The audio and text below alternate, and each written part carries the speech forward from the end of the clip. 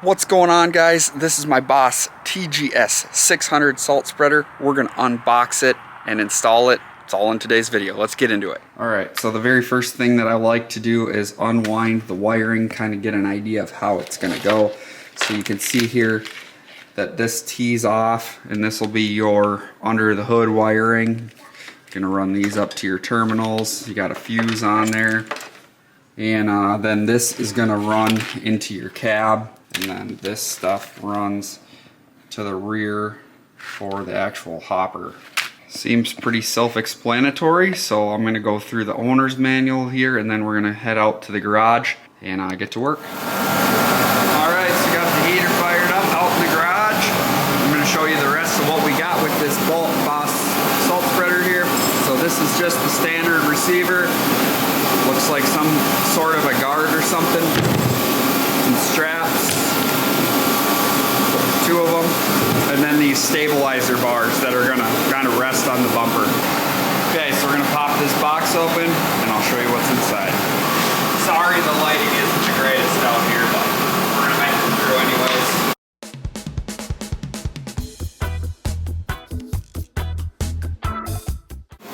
Well, that's better. What do we got going on in here today? Gonna put on the salt spreader. What is this? We have the TGS. This is the 600.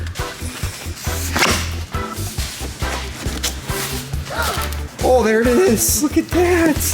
Oh, that's pretty neat, huh? Nope, this is the wrong one. Seriously? It's the 300. How much did you pay for this? They charged me the $2 grand. They did. Yeah. This is the wrong spreader. Oh my goodness. Alright, so we got her laid out in the garage here behind the truck. Gonna get to work wiring this baby up. Alright guys, so I'm kind of just gonna take this step by step, kind of do my figuring along the way, and then I'll film updates as we go here. So we got the wire here through the firewall. Finally had to drill a hole right in there next to my other wiring right here behind the brake pedal.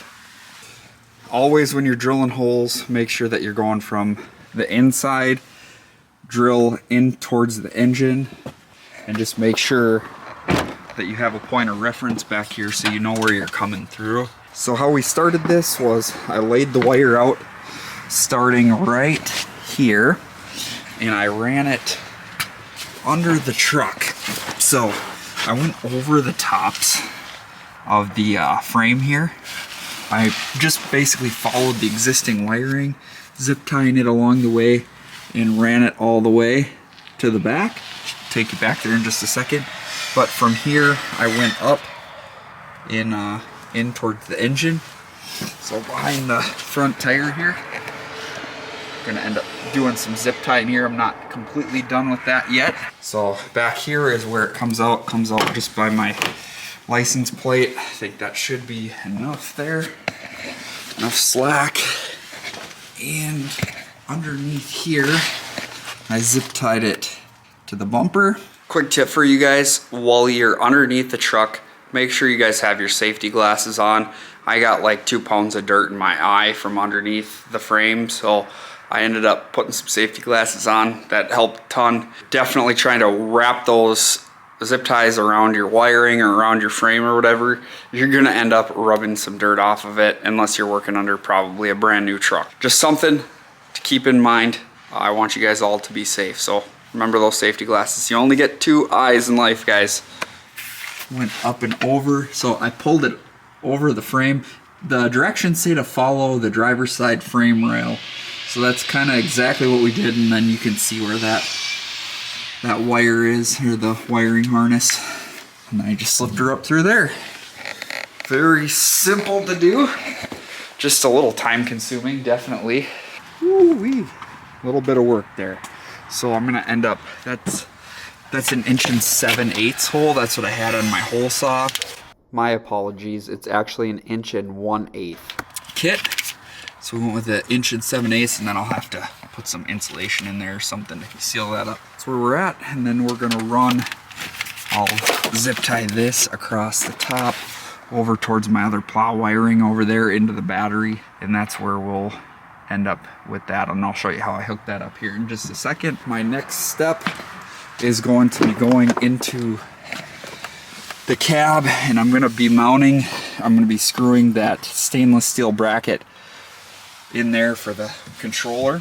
So the next time you see me, that's where I'll be at. We're gonna put that on and show you how that kind of works. All right, so I got the seat back currently. It's easier to work underneath here while you have this back and your steering wheel up, but it's important to adjust your seat to where you're gonna be while you're driving to kind of figure out where you want to place your controller. So I sat in here long and hard and thought about this, and I figured that maybe this would be the best position for this controller, just easy to get to, and it didn't even really do a whole lot of damage inside my little box here. So not bad, real comfy from where I was sitting to access this. So that is where we'll end up putting it. So I might have to unhook this rather, and kind of rerun it through here, figure out how exactly I want that. But it's all kind of a preference thing. I mean, you can put that thing really wherever you want. These are just standard 1/4-inch drive screws that you would get from the factory. So that's how we ended up positioning the controller. So the next thing is going to be going up under the hood here and hooking up those terminals so we can get some power to this. I would say overall, guys, that the wiring is probably the most time-consuming part of this whole project. I cannot imagine that this will be overall too difficult, but yeah, no big deal, guys. It's going along really well here. All right, so we're all hooked up here. We got those 2 black wires on the ground terminal, so the minus, and then we ran our positive cable underneath to the main post. I still gotta wire this little one into something in the fuse box on an ignition, so we'll end up running like a Tappa fuse down into there. I'm not there quite yet. Probably gonna have to go get one because I didn't see one in this kit, but we're back here now. I'm gonna whack these on real quick here with my rigid impact gun, holding it with a crescent wrench on the back side here. We're gonna do that real quick, and we'll be right back with you guys. All right, so another little update here. So I ended up taking out these back 2 stainless screws that were already installed and putting this guard on the back. There's 4 stainless steel bolts that need to go on, 2 on this side, 2 towards the tailgate of the truck, and then you can screw these pads down to where you need them afterwards. But start up here, and then there's one, I believe this is a 1/2 inch, the grade 8 bolt goes through the metal D-ring up here with the washer on the outside, nut on the inside, and then you can run this strap down underneath your truck into the frame somewhere and hook it. Okay, so duplicate on this side, and then your wiring pigtail that comes out your back. There's this little one that plugs in right down here. So that's how that's gonna work. So yeah, pretty self-explanatory. I'm on the far inside pin here, so there's 2 holes in it. I'm on the farthest one towards, I guess, the actual spreader, the frame of the spreader there. Pretty cool. Pop this off. I haven't popped this off yet. I'm gonna take this off. Cool. Declaration of conformity, that's what that says. Set that there for now. So this is for breaking open bags, I guess. Kind of neat. It's bolted down. I'm not sure. I might end up taking those off in case I need to unplug something. I got my salt supply stacked over in the corner there, so that's treated power thaw industrial strength ice melt. We'll be stacking some of that up in the back of the truck before the storms, and then I'll just load from the back of the truck into here.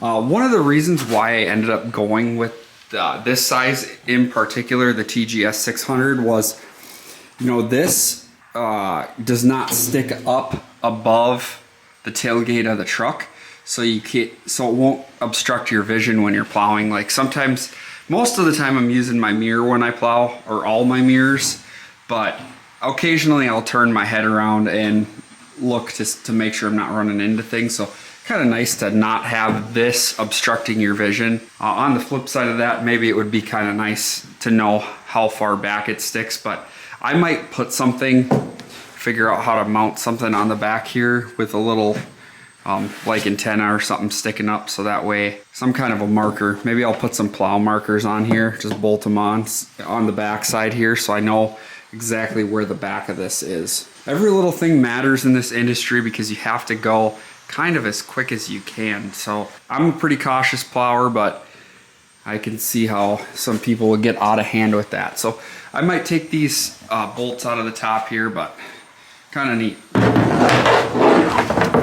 Just break the bags open on top there. Don't even need a knife. All right, so the last thing we need to do here, guys, is I need to figure out this last wire right here, and then we need to buckle everything up. So I just got to figure out where I'm gonna put this exactly, and then we'll be rocking and rolling. I'll show you how it works. Well, guys, we just finished up with that last bit of wiring. I'm gonna walk you through what we did. I was gonna film it because it's kind of a important part, or it's probably one of the more confusing parts of this whole install, and I want to walk you through it. There was some stuff going on out here with the police and stuff, so I didn't want to do any filming then, just to be kind and respectful of what was going on. So anyways, I think things are cooling off out there now and things are getting wrapped up, so I'm going to walk you through what we did while that was going on. So I had mentioned that I had left off with the tap a fuse wire, the wire that needs to go into your fuse box in your truck. So over here, where we had left off, I had left it over here. I ended up cutting it off back there and then looping it so you can see the fuse. Walk you around. The fuse is right here. So I like to put this someplace where it's really easy to get to. I could have moved it over a little bit, or even maybe ran it inside somewhere. I should have maybe done it that way. Looking back at it, you can see it runs down through the firewall.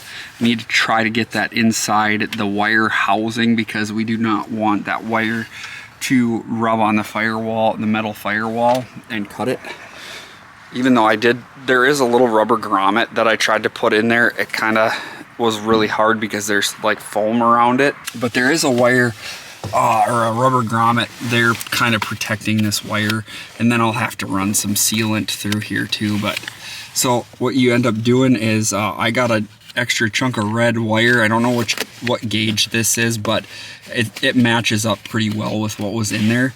So I just put a splice on there, a weatherproofed one, a heat shrink one, and I ran it back through here and then underneath here and up and into the fuse. So I actually just spliced off the end of it. I should have put like a spade on there or tap a fuse or something and ran it in. This is my plow tap a fuse here. I'm gonna try to run them on both or on the same one for now, because there's gonna be very few times where I'm gonna be running both at the same time. So I don't think it's gonna hurt anything. Besides, it would probably just end up blowing that fuse up there. I could be wrong. Don't take my word for this one, but dang, that's pretty cool. Awesome. Anyways, so it's in, I want to say it's in 31 on here. You turn on the ignition like so. It turns on. And right there. So it's on 0. And you could hear it turn on. So it's on back here. Kind of neat. This is going to adjust the opening inside the hopper, I believe. Kind of which way you want it to go to, which side it's going to shoot out of. And then you got your deflectors in the back, which you can adjust some to there. I'm just kind of piecing this together, guys. I'm seriously not like a technician on this by any means, but I do somewhat know how to read wiring diagrams and do this type of stuff. So I don't know, I hope that was helpful for you. We're gonna put this back.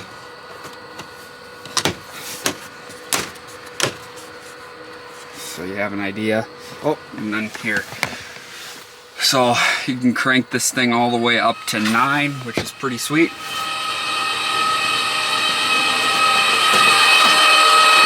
Spinning pretty quick. And then we'll go back. So you can turn it down to a lower speed too. And then, I don't know if you can hear this or not, but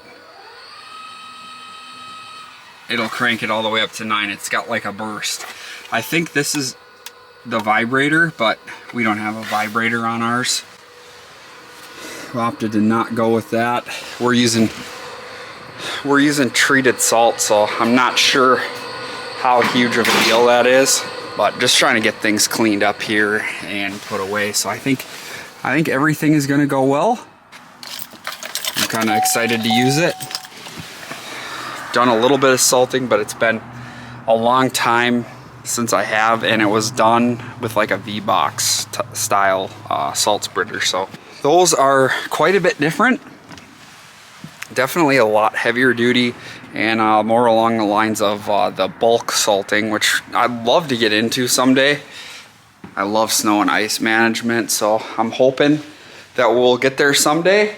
Also, I would like to wire on, I'm gonna try to wire a light bar, or mount a light bar on here and then wire it into my 7-pin, because a 7-pin has a backup light on it, or a spot for a backup light. So when you hit the reverse lights, that light will turn on as you're backing up. So I'd really like to get something figured out for this. When I do, I'll bring you on with me and we'll walk through how I did that as well too. So just something to maybe look forward to in the near future here. I'm sure I'll be figuring something out for that so I can see when I'm backing up. I think that's gonna do it for this one, guys.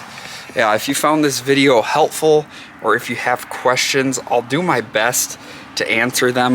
Like I said, I'm not like a trained technician in this stuff, but I know enough to get the job done. So I gotta snip off a few more zip ties and get in the house. Be sure to leave your comments down below, like, comment, and subscribe to our channel. We do a lot of snow plowing here in the winter.